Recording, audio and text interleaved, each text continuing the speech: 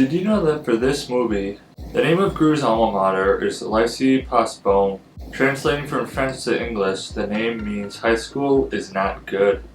So I was pretty surprised that we were getting another Despicable Me movie. It's been 7 years since the last movie came out, and by all accounts that was going to be the last one. Steve Carell even said that he was preparing to retire as the voice of Gru because there really wasn't any talks of another Despicable Me movie, and they were moving towards the prequels, the Minions movies.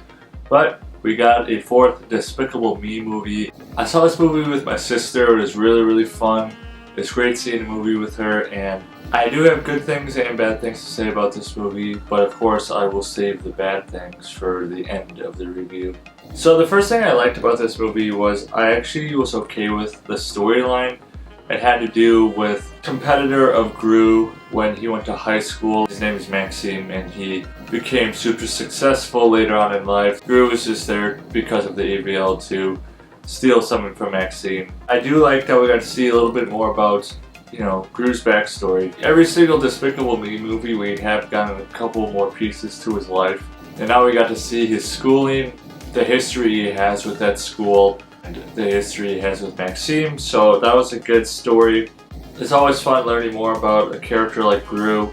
And I was invested in it just because I do like rivalries. I do like seeing two criminals go at it and seeing who's going to win out in the end. So that kind of story got me intrigued enough to be like, okay, I will see where the story goes, and who knows, it could be an okay story. Second thing I liked about this movie is Gru being a father. This was a lot like how in the third Despicable movie it really focused on Lucy trying to be a mother to the girls and like her journey.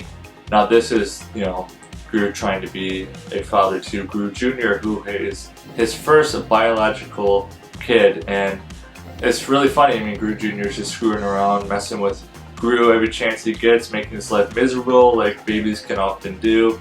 But there were a couple moments in the movie where I'm like, there's actually some really heartfelt moments between Gru and Gru Jr. It's just taken a little while for Gru to understand how to be a dad, how to sacrifice, how to just be there for his kid, even if his kid doesn't really appreciate it, even if his kid doesn't really like him.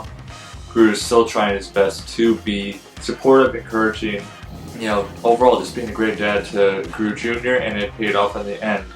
And there was just really beautiful moments that happened at the end that really made me smile, and it's just, pretty good character development going on for Gru. So the things I didn't like, I honestly thought the villain in this movie was pretty bad and pretty weird. Maxime Lemon had a obsession with cockroaches, and he wanted to turn everyone into a cockroach. It was a really weird obsession to begin with. Cockroaches are nasty. As anyone who's ever had an experience with cockroaches know, they are disgusting creatures.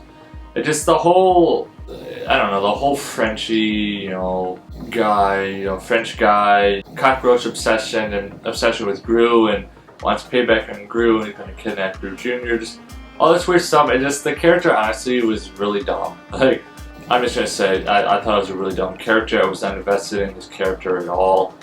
I was just really hoping that Gru would kick his butt. And then I felt like at times there was uneven pacing going on.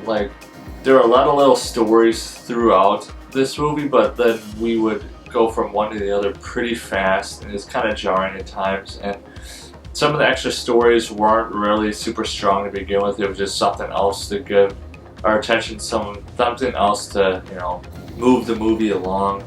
And then there were some randomness thrown in this movie. It really had nothing to do with furthering the plot, developing characters at all. I felt like the Mega Minions part, as fun as the Minions are, I still love the Minions in this movie. As fun as they are, the Mega Minions part felt like the most random part of the movie. It was kind of a pointless thing to do. It's just kind of a cool thing to put in the movie to make kids more invested in this movie, but it honestly didn't add anything to the movie. But, with all that being said, it's still a fun movie. This movie is still going to do a really great job at the box office. I know it will because in the past they always have. It's going to make some money. It's still a fun movie to go to. Take your kids to it. Just have a good time. Sit back, enjoy it with family and friends. For Despicable Me 4, I'm going to give it a 6 out of 10 Mudflaps, and remember to leave me a thumbs up and drop in the comments below. Do you think they should make a Despicable Me 5 or not? See you next time!